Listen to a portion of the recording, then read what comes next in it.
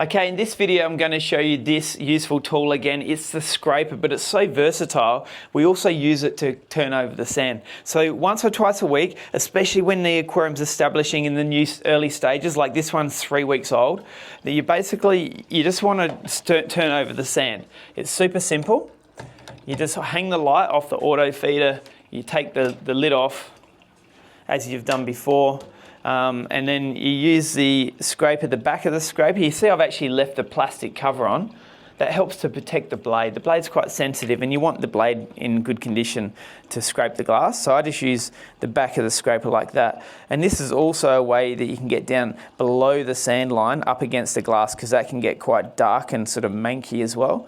So basically just gently move around the tank, stirring the sand like that. It should really only take a minute or two to do the tank. And you do this a couple of times a week when the tank's establishing, and if you've had a nutrient spike you might find, but that algae's just been mixed into the sand layer there, and the critters that live in the sand are going to eat it up, so it's really good for the tank. You can push a little bit under the reef there as well, sculpture the sand, pull it away from the glass if that's the way you like to look at your sand. A nice big deep sand bed.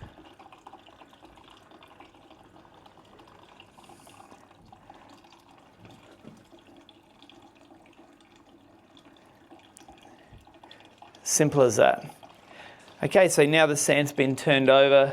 You should only have to do that every now and again in the early startup phases or when there's a nutrient spike. If you're doing it daily, then you should be looking at doing the 48-hour blackout. That's another video you can watch. Or if you're getting really bad algae, you want to go on one of our bacterial programs to get on top of that as well. But there you go, using the scraper to turn over the algae.